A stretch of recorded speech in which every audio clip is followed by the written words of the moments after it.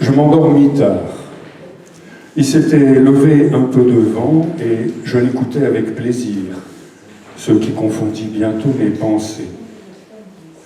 Et bercé par le vent, je m'abandonnais entre la veille et le sommeil au cours facile des images.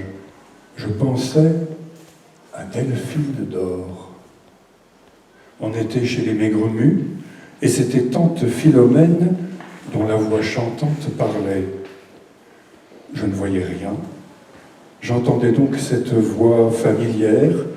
Je percevais des mouvements de pas étouffés par la laine des tapis feutrés, un froissement d'étoffes lentes, et tout ce murmure confus des gens qui remuent avec politesse, qui se saluent et qui complimentent avant de consentir à prendre place cérémonieusement.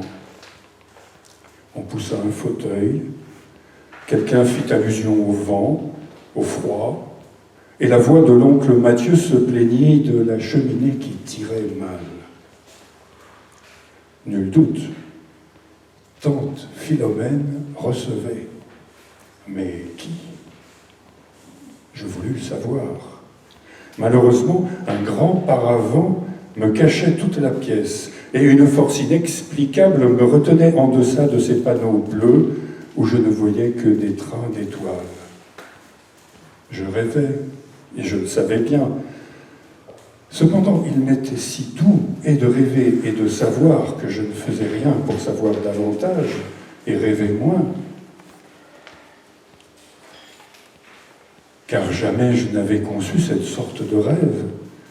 Je ne le voyais pas, je l'entendais.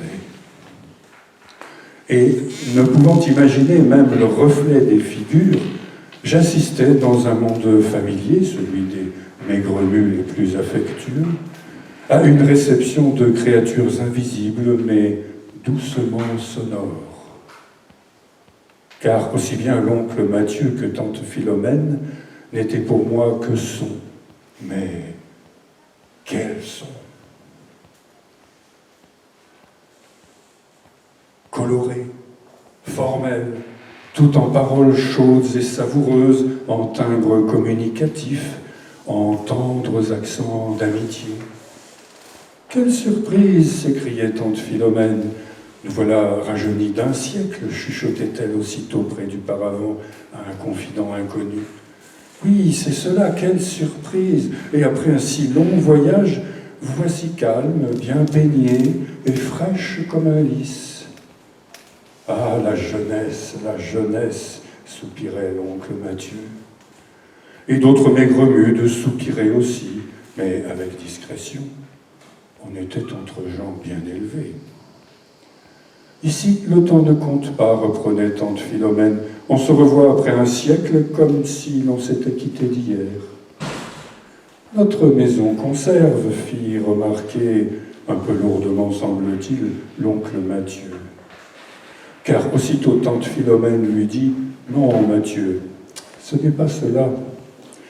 Nous avons l'âge de nos âmes qui vieillissent moins vite que nos corps. » Tout le monde approuva cette pensée réconfortante.